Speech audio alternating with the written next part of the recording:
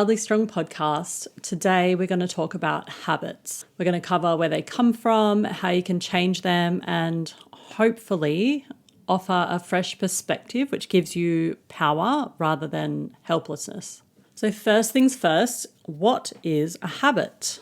Essentially, a habit is something that we do from day to day and mostly without conscious awareness.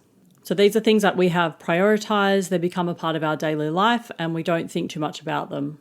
But it's also something that if it does slip our awareness, we will bring it back in or we will prioritize it. So let's just say if gym is a habit and then you're really busy, you might get up really early to fit the gym in. Or on the flip side of that, if eating junk food is a habit or drinking wine is a habit, you might reorganize your day in order to fit that in or go out of your way to get some. So no matter what the habit is, it's something that we generally do habitually without thinking about it, and it's something that we tend to protect and organize our life around. So one of the hardest things with a habit is that they tend to form really slowly over time. And if we want to change that habit, we want to get rid of it, we want to replace it or bring in a new habit, it's something that takes quite a lot of energy and quite a lot of attention. So it's not so much something that you could just pick up and start or drop off when you're done with it. It involves a bit of a process. So that's what we're going to be talking about. So firstly, just want to make it clear that you are not responsible or to blame for your habits. Well, you are responsible for them in a way, but it is not your fault that you develop a certain habit, and it is not your fault that you can't just drop the habit when you're done with it. So generally speaking, habits will come from desire or pain. So either you're being pulled towards something good that you want more than you want to remain the same. So maybe you want to start an exercise routine. Maybe you want to drink more water. Maybe you want to go hiking more often. For it to be a positive pull, you really want that more than what you're already doing, because that's what's going to drive you and motivate you to start that habit in the first place. Or a habit often comes from a desire to move away from something that is uncomfortable and uncomfortable enough to shift or change. So say drinking alcohol in the afternoon to wind down. You feel really highly strung, you feel stressed, you feel exhausted, and a wine might help you wind down. So that's to avoid the discomfort of the anxiety that you're feeling. So in this podcast, we're mostly focusing on habits that you're trying to get rid of, because this is the pattern that I see in my clients and that we work through all the time. And most often it's actually a lot easier to, say, stack on a new habit if you've actually addressed the ones that aren't working for you, because we've only got so much capacity. If you just keep, like if you follow Instagram advice around, say, habit stacking and, you want to add this and you want to add this and something else and something else, a lot of the time we don't actually have capacity for all of those things. So we really want to look at ones that we might want to get rid of before we start stacking new ones on. So the second piece is to understand that habits are adaptive and they form over time. There's this really great guy in the trauma and mental health space. His name is Gabor Mate, and he talks about how pretty much all of our behaviours and habits and thought processes are an adaptation to pain and discomfort. And he wrote a book called In the Realm of Hungry Ghosts, which is centered around addiction. But he famously quotes, "Ask not why the addiction, ask why the pain." And an addiction doesn't have to be something that's super rash or criminal. It could just be something like scrolling your smartphone compulsively or checking it every 5 minutes. It can be habitual junk food eating. It could be all or nothing mindsets where you're addicted to your own stress hormones, and everything has to be go, go, go all the time. That's a form of addictive behavior. So that's why I'm using that term. So just be really mindful not to, say, stigmatize the term addiction, because what addiction really means by definition is it's something that you cannot stop, but that you really want to stop. So most of us are addicted to something. Like I even had the realization around 5 years ago, actually while I was reading all of Gabor Mate's work, and I was thinking that, I don't binge eat anymore, I don't smoke, I don't drink alcohol, I don't have any addictions, I'm not a social media scroller, all this stuff. And then I had this realization that if for some reason I was to lose my business, like say government policies changed or I had an accident or something like that came and stopped me from being able to run my business, I had this realization that I would not be able to function. Like I wouldn't know who I was. I wouldn't know what to do. I wouldn't have an identity because my business was basically everything to me. So even though I loved that, and it sounds like a really functional addiction to have, I actually didn't have any free time. I wasn't capable of setting boundaries around my free time. If I did have free time, I didn't even know what to do with it. Like I would spend all of my, quote unquote free time reading books, watching YouTube videos, and studying more qualifications in order to serve my clients better, in order to learn more about women's health. Like that's what I used to consider fun. And it's funny now looking back because my idea of fun is completely different to that now. It's like going to the beach, it's spending time with my partner, it's painting, it's playing on my drum, it's learning how to play guitar. It's completely different to what I thought fun was before. But that's because my work was in a way an addiction, and it was kind of holding up my self-esteem a little bit. And I give that example just because sometimes it can be really deceptive. And often when, say you're addressing say I'm addressing junk food eating in a client, it can be helpful to look at it from that lens of it's something that I cannot stop, but it's something that I do want to stop, which does actually fit the definition of an addiction, and it doesn't have to be anything really scary or out of control. But in the case of that example that I just gave about my business, it's still a habit and it was serving a purpose. So it was helping me avoid the discomfort of, say, not having a family or not having my own goals and not having anything to do other than work. And I'm someone who's very neurodivergent. So if I get bored, I get anxious. If I get anxious, I get upset, and I like to avoid that. So I would just keep myself busy all the time. So that kind of brings us to the third piece, which is that the habit must be serving you in some way. And this is how we really start to unravel them. So rather than just trying to turn it on or turn it off, if we ask this question, how does it serve us? So if we think back to what Gabor Mate said about ask not why the addiction, but why the pain, he goes into a lot more detail around how every addiction that we have and every habit that we have is actually serving us in some way. So it's been formed for various reasons. So if you just take a couple of seconds to drum up the one thing that you keep doing that you wish you could stop and ask yourself this question, how does it serve me? You're probably going to come up with quite a few ideas. So if you think about junk food, for example, or if I reflect on my clients and their work through junk food addiction, a lot of similar themes come up if we look at it like this, like how does the junk food serve you? And most often it's programming, like we were raised this way, and there's a certain level of ignorance around the impact of these foods and the way that they've been engineered. And then there's other reasons like it's me time, or it's exciting, or it's novel and it brings a sense of newness, or it's escape. Like a lot of women will eat a lot of junk food after dinner. They're just trying to get some peace and quiet after a really stressful day. They feel really stretched thin. And, grabbing a block of chocolate or sitting down with a tub of ice cream, it's really soothing. It's really comforting. So that's how it's serving you. And for other women, it's something like, say, regarding body positivity, it could be like a big, middle finger to diet and fitness culture. Like some women were raised in really strict eating households, and this created a lot of dysfunctional ideas around food. In order to combat that, they come up with the philosophy of, I will just eat whatever I want. And then because junk food is addictive, or highly processed food, hyperpalatable food is addictive, you end up in this spiral that you never intended to be in. So on one side, you're fighting back, but on the other side, you're actually now bound to these foods because you now need them in order to maintain equilibrium in your system. So no matter what the addiction, no matter what the habit, there's always something in there that's serving you in some way. And identifying this is one of the easiest ways to change a habit. So they're ingrained and they're adaptive. And it's not your fault that you can't just choose to stop it. I mean, look at those people who are still smoking now. If you think about all of the marketing that has gone out against people who smoke and how dangerous cigarettes are. And if you look on the packets, like I have a friend who smokes, if you look on the packets, the images that they're using is horrific. Yet for some people, a small minority of the population, they just cannot stop.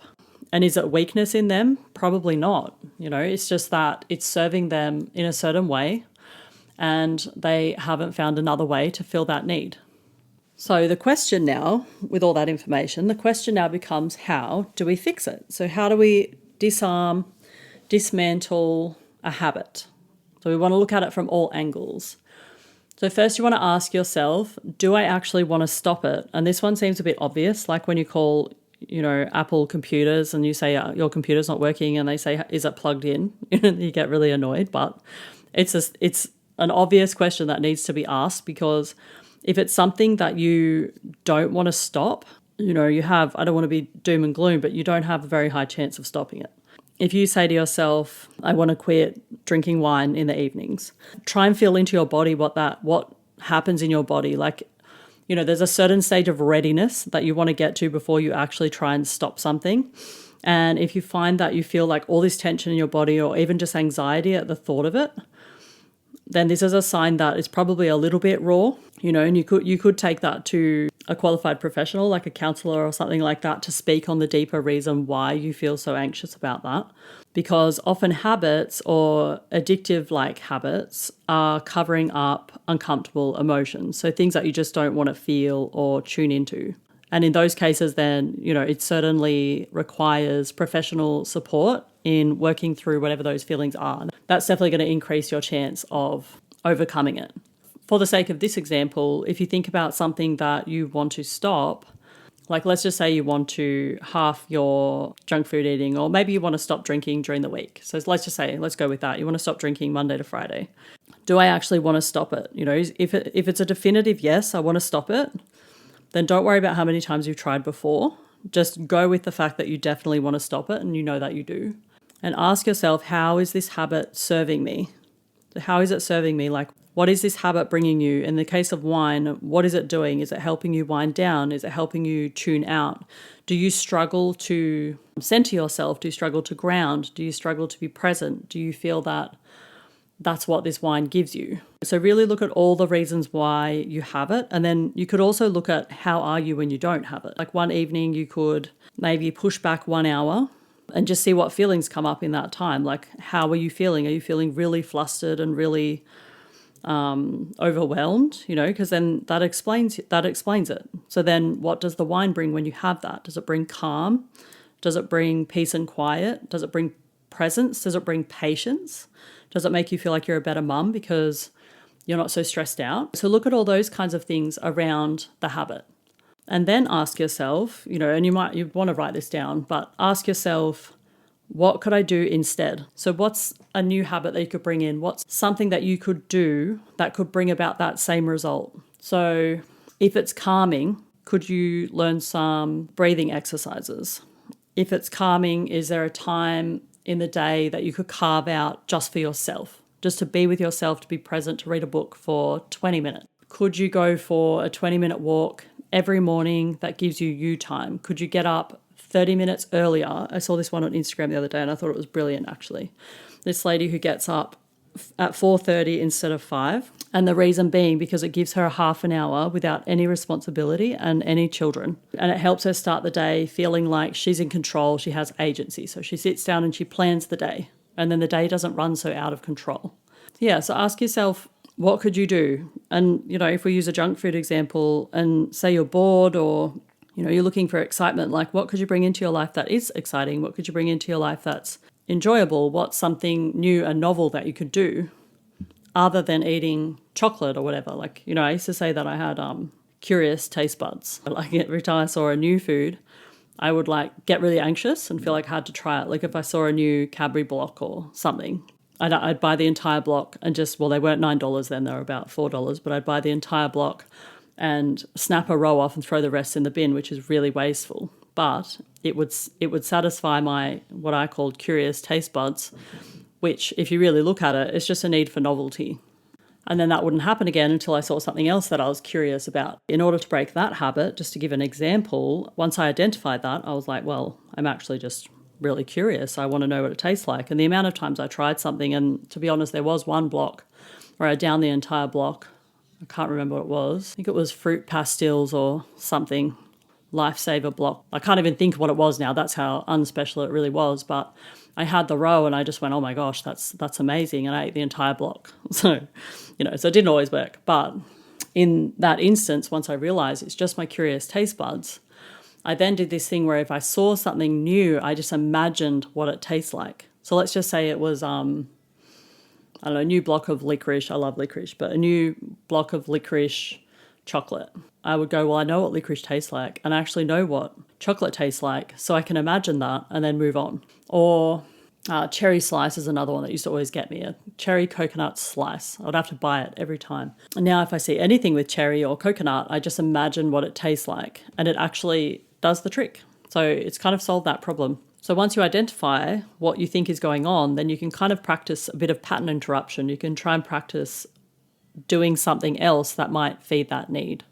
And another thing that I'll do is just start a notes thread on your phone. So let's just say, I don't want to talk too much on the wine one, just because, and I know a lot of women drink wine, but I haven't had wine in a very long time. So I'm going to go with junk food because it's way more common in my practice. But if you want to conquer a habit like stop eating ice cream or chocolate or something like that, then just start a notes thread on your phone and just write chocolate or, whatever you want to call it, and just kind of put it out into the world that you're wanting to resolve this. Because there's this really cool saying in Paulo Coelho's book, The Alchemist, and it says, and when you want something, the whole universe conspires in order for you to achieve it.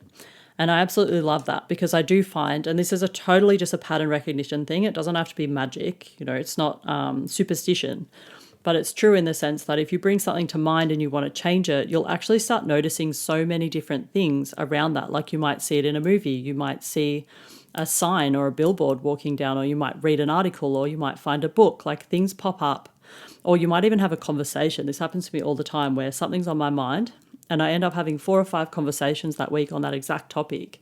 And it helps to establish a deeper relationship with it if you think about it like that. So if you want to say quit junk food, put it out there like, what am I missing? What is the deeper need for this? Why am I taking it? What is the benefit that it gives me? What could I do instead? And as you start to work out what the root cause might be, then you can actually start looking up potential solutions for that.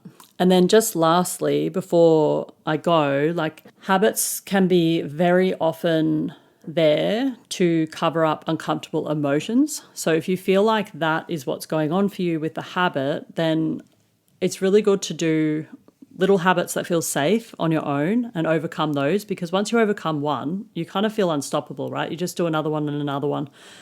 And just know that your brain and your body, they really want to be healthy. They really want to be whole. They want to be full of energy, like your body is what I'm saying when I say they.